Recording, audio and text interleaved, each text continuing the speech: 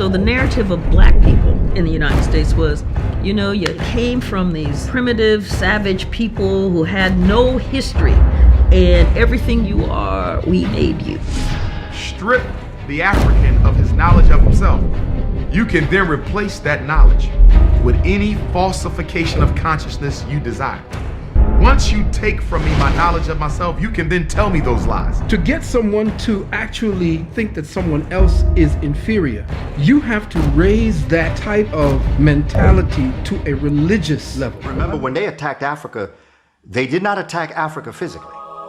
They did not attack Africa educationally. They attacked Africa spiritually. Jomo Kenyatta said when the European first came to Africa, the Africans had the land and the white man had the Bible. White man told him to close his eyes, get on his knees and pray. Jomo said when the black man opened his eyes, the white man had the land and the black man had the Bible. It's just been awful how they've did us on religion.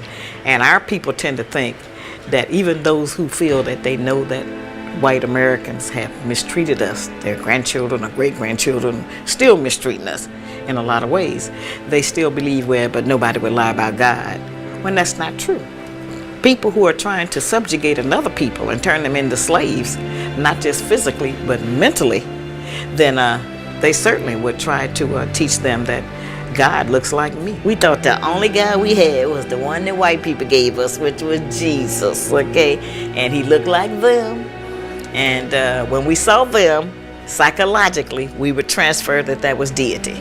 If it really was unimportant what he looked like, then why didn't he look like some of the majority of the people on earth?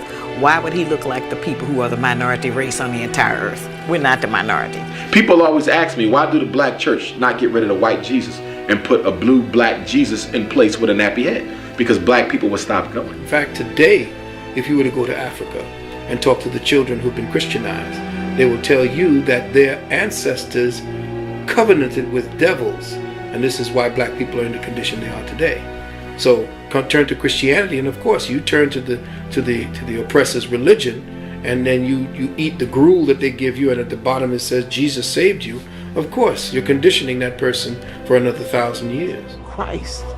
When you talk about the image of Christ, it is important that we no longer ascribe to the European image of Christ. Why? Because the brain is an associating organism. It stores everything as pictures. And because it is associating, if you force feed an African child that Christ is white, because the brain associates, as that child begins to grow, the brain will associate white Christ with white people. And so if white Jesus is God, then white people must also be the gods of humanity.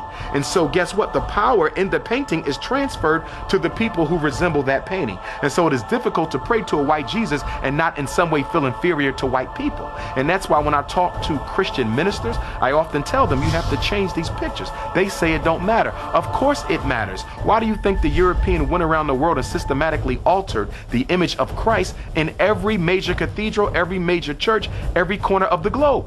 Because it is difficult to oppress a people whose image of the God doesn't look like the oppressor. But when God and the oppressor look one in the same, then the people will come to believe that the oppression was ordained by God.